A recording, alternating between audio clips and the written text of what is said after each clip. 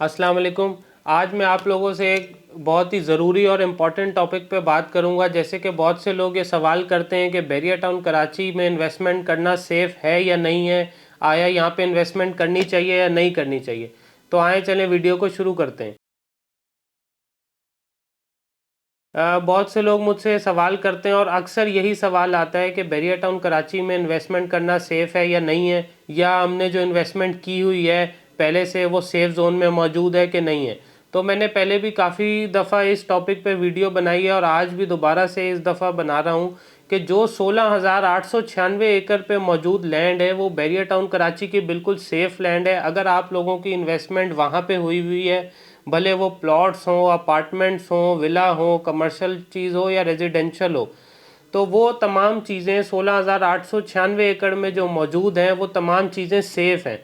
अब भले अगर आपने उन इस 16,896 एकड़ में पहले से इन्वेस्टमेंट की हुई है वो भी सेफ़ है, और जो अब आप बाद में करते हैं तो वो भी इन्वेस्टमेंट बिल्कुल सेफ़ एंड सिक्योर है। उसकी वजह ये है कि जब कोर्ट का केस आया था सुप्रीम कोर्ट का, तो बैरिया की तमाम चीज़ें जब फाइनलाइज हुई, उसके बाद एसपीसीए ने और तमाम सरकारी इदारों ने जब कंफर्मेशन दी, तो 16,896 एकड़ पर बिल्कुल बाउंड्री लग गई बैरिया टाउन कराची की जानिब से। और स्क्रीन पे आप मैप देख भी सकते हैं जिसके अंदर कोर्ट के ऑर्डर के बाद ये 16,896 एकड़ लैंड बिल्कुल क्लियर लैंड हो गई, जिसमें बैरिया स्पोर्ट सिटी का लैंड था, Bahria golf city, Bahria paradise city और नॉर्मल जो बैरिया टाउन का जो प्रीसेंट्स हैं।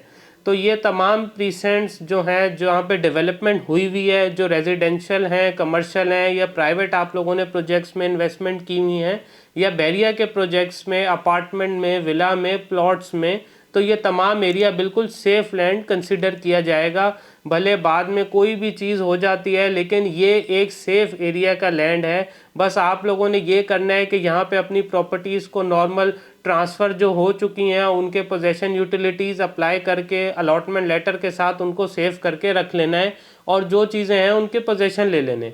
हाँ, अब सेकंड सवाल ये भी आता है कि जो लैंड सेव नहीं है उसका क्या होगा।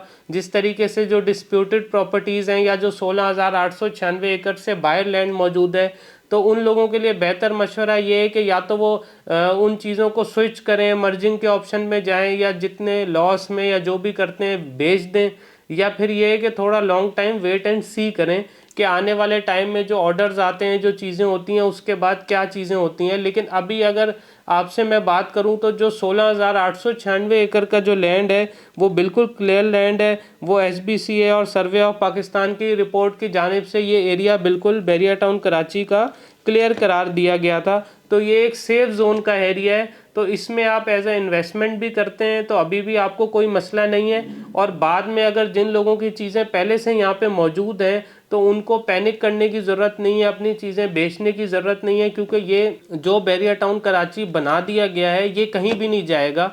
ये बहुत ही अच्छी चीज़ बनाई गई है जो कि पूरे पाकिस्तान में कहीं भी नहीं है। और जिन रेट्स में आप लोगों को ये चीज़ें मिली हुई हैं या जो अभी रेट्स हैं ये बहुत ही अच्छे और मुनासिब रेट्स हैं। तो आप देखेंगे वक्त के साथ साथ जैसे जैसे चीज़ें जैसे जैसे क्लियर होती जाएंगी, आबादी बढ़ती जाएगी, तो ये बिल्कुल मामला सेटल डाउन हो जाएंगे। तो जो भी लोग इस 16,896 एकड़ लैंड में मौजूद हैं उन्हें बिल्कुल परेशान और घबराने की ज़रूरत नहीं है। बाकी फ़र्दर जो भी आपकी डिटेल्स होंगी इंशाल्लाह मैं नेक्स्ट वीडियोज़ में आप लोगों के सवालात के जवाब देता रहूँगा इंशाल्लाह। Thank you so much.